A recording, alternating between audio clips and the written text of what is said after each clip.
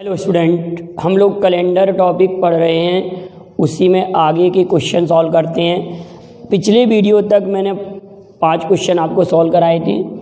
Question number 6 देखते हैं। 6 number का क्वेश्चन क्या है। क्वेश्चन नंबर 5 क्लियर था। 6 नंबर का क्वेश्चन हमारे पास क्या है। यदि किसी वर्ष में 10 जनवरी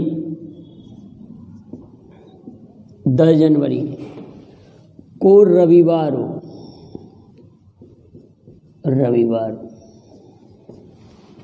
तो 10 जुलाई को कौन सा वार होगा। अब यहाँ पर उनको लिखना पड़ेगा 10 जुलाई को कौन सा वार होगा।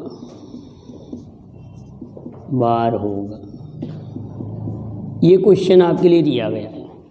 यदि किसी वर्ष में 10 जनवरी को रविवार हो तो 10 जुलाई को कौन सा वार होगा। क्वेश्चन में स्पष्ट ये बताना पड़ेगा कि वर्ष सामान्य या लीप वर्ष। तो यहाँ पर हम लिख लें किसी सामान्य वर्ष। ये क्वेश्चन अधूरा है, तो यहाँ पर लिखा होना चाहिए किसी सामान्य वर्ष। ये क्वेश्चन इस तरह से होना चाहिए। क्वेश्चन क्या है, किसी सामान्य वर्ष में 10 जनवरी को सामान्य वर्ष में 10 जनवरी को रविवार हो तो 10 जुलाई को कौन सा वार होगा। और ये क्वेश्चन अगर ऐसे हो जाए, यदि किसी लीप वर्ष में 10 जनवरी को रविवार हो तो 10 जुलाई को कौन सा वार होगा।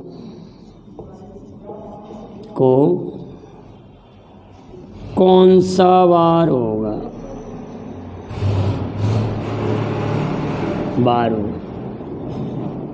ये दोनों प्रश्नों में थोड़ा सा डिफरेंस है। तो यहाँ पर सॉल्व करने का क्या मेथड है आप उसको समझिए।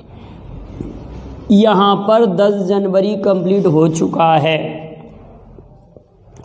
और जनवरी माह में 31 डेज होते हैं। ध्यान से समझना, जनवरी माह में कितने दिन होते हैं 31, और 10 तारीख हो चुकी है तो जनवरी माह में 21 दिन बचेंगे, 21 डेज बचेंगे। अब 21 में आप डिवाइड करेंगे 7 का तो 0 डे आएगा। 7 की बचा कितना 0। तो जनवरी माह में 0, जनवरी, फरवरी, मार्च, अप्रैल, मई, जून और जुलाई तक जाना है हमको। जनवरी माह में हम कहाँ तक जाना है, जुलाई तक। इस माह में जुलाई तक जाना है तो जनवरी में तो 0 डे, फरवरी का ऑड डे कितना 728, फरवरी का भी 0, सामान्य वर्ष की फरवरी का कितना 0, मार्च का 3, अप्रैल का 2, मई का 3, जून का 2 और 10 जुलाई है हमारे पास। 10 जुलाई तो 10 में भी हम 7 का पारा पढ़ेंगे तो 3 बचेगा तो ये हो जाएगा 3 जुलाई। क्लियर है। अब हम ये देखते हैं कि 2 दूनी 4 और 3 7, 3 और 3 कितना 6। तो अब हमको 6 दिन आगे बढ़ना पड़ेगा। यहाँ पर रविवार है, 10 जुलाई को रविवार है, 10 जनवरी को रविवार है तो 10 जुलाई को कौन सा वार होगा। तो 6 दिन आगे, संडे से 6 दिन आगे। संडे से जब हम 6 दिन आगे बढ़ेंगे तो सैटरडे होगा। यहाँ पर 10 जनवरी को, और यहाँ हमको फाइंड आउट करना है 10 जुलाई को। बीच में ऑड डे कितने हैं 6 डेज, ऑड डे हैं 6 डेज बचे हैं। तो हम 6 दिन आगे बढ़ेंगे ना तो 6 दिन आगे बढ़ना है कभी, तो एक दिन आप पीछे हट सकते हैं, 6 दिन आगे बढ़ना है तो एक दिन बैक हो सकते हैं। तो 10 जनवरी को रविवार है, तो 10 जुलाई को 6 दिन आगे कौन सा वार होगा, तो आप कहेंगे सैटरडे होगा, इस दिन सैटरडे होगा, शनिवार होगा। अब यही क्वेश्चन लीप ईयर के लिए आ रहा है। इस क्वेश्चन में और इस क्वेश्चन में केवल डिफरेंस यहाँ पर है, इस प्लेस पर। यहाँ पर क्या लिखा हुआ है, लीप वर्ष, यहाँ सामान्य वर्ष है, यहाँ क्या लिखा हुआ है, लीप वर्ष। तो लीप वर्ष में सेम क्वेश्चन यही रहेगा, केवल फरवरी के प्लेस पर एक और आ जाएगा। अगर मैं कहूँ जनवरी, फरवरी, मार्च, अप्रैल, मई, जून और जुलाई की अगर हम बात करते हैं तो जनवरी के ऑड डे कितना, 0, फरवरी का 1, मार्च का 3, अप्रैल का 2, मई का 3, जून का 2 और जुलाई का कितना बेटा, 3 दिन। 10 डे में हम जब 7 का पहाड़ा पढ़ेंगे तो 3 बचेगा। अब हम ये कह रहे हैं कि 3 और 3, 2 दूनी 4 और 3 7, 3 और 3 6 और 1 7, तो ऑड डे कितना हो गया, 0 ऑड डे। कितना ऑड डे हो गया, 0 ऑड डे। तो 0 ऑड डे से हमें स्पष्ट हुआ कि अगर इस दिन संडे है, इस दिन संडे है तो इस दिन भी संडे होगा। तो एक क्वेश्चन और भी बनता है कि लीप वर्ष में एक बात ध्यान रखेंगे कि लीप वर्ष में 1 जनवरी को वही बार पड़ता है जो 1 जुलाई को पड़ेगा।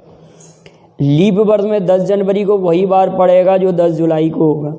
लीप वर्ष में ध्यान रखना कि जनवरी 1 जनवरी और 1 जुलाई को समान बार पड़ेंगे। लीप वर्ष में जनवरी और जुलाई का कैलेंडर सेम होता है, जनवरी और जुलाई का कैलेंडर सेम होता है। जनवरी में भी 31 दिन होते हैं और जुलाई में भी 31 दिन होते हैं। 1 जनवरी को जो बार पड़ेगा वही बार 1 जुलाई को पड़ेगा, 2 जनवरी को जो बार पड़ेगा वही बार 2 जुलाई को होगा। तो लीप वर्ष में हमें एक ट्रिक और याद हो जाएगी कि लीप वर्ष में जनवरी माह और जुलाई माह सेम पड़ता है। तो इस क्वेश्चन में मैंने काफ़ी डिस्कशन इसलिए किया कि आपको बिल्कुल बेसिक से बात क्लियर हो जाए। अब हम अगले क्वेश्चन की बात करते हैं। जैसे अब कोई भी आपको तारीख दे दी, जैसे मैंने आपसे कहा कि किसी सामान्य वर्ष में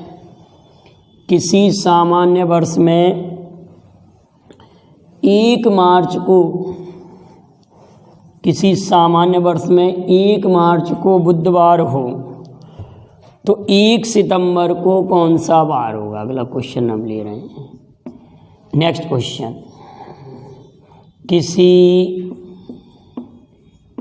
सामान्य वर्ष में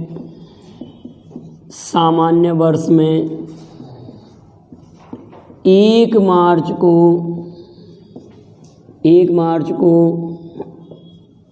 बुधवार हो तो 1 सितंबर को कौन सा वार होगा, बार होगा। 1 सितंबर को कौन सा वार, किसी सामान्य वर्ष में 1 मार्च को बुधवार हो तो 1 सितंबर को कौन सा वार होगा। 1 मार्च से हमको 1 सितंबर तक जाना है। 1 मार्च से हमको कहाँ तक जाना है, 1 सितंबर तक जाना है। और जनरल ईयर की बात हो रही है तो ये क्वेश्चन तो लीप ईयर और जनरल वर्ष ईयर में समान होगा। ये वाला जो क्वेश्चन है लीप ईयर और जनरल ईयर में सेम होगा। क्यों सेम होगा, आप सोचिए कि यहाँ फरवरी का कोई मैटर नहीं है, फरवरी तो पहले ही निकल चुकी है। इस सवाल में चाहे वो सामान्य वर्ष कह दें चाहे लीप वर्ष कह दें, क्वेश्चन का आंसर सेम रहेगा। चाहे यहाँ मैं सामान्य वर्ष कह दूँ चाहे लीप वर्ष कह दूँ, आंसर बिल्कुल सेम रहेगा, क्योंकि फरवरी तो पहले ही निकल चुका है ना। 1 मार्च से 1 सितंबर तक जाना है ना हमको, 1 मार्च से 1 सितंबर तक।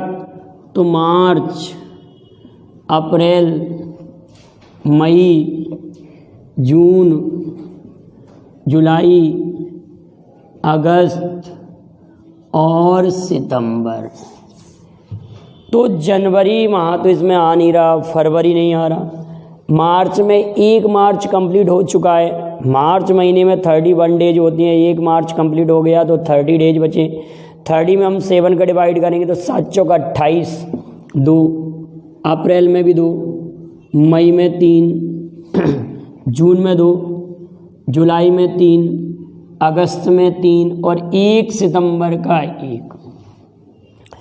मार्च, अप्रैल, मई, जून, जुलाई, अगस्त, सितंबर। क्लियर। अब हम ये कहेंगे कि 2 दूनी 4 और 3 7, 3 और 3 6 और 1 7।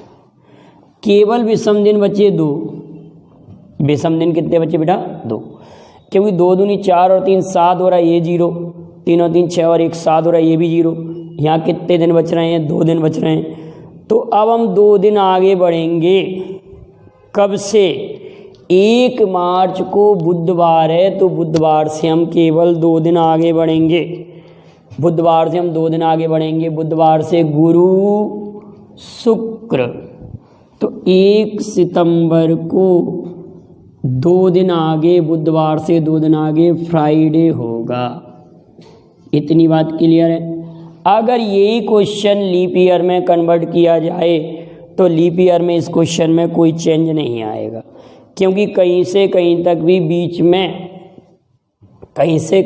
बीच में इसमें फरवरी माह नहीं आ रहा है।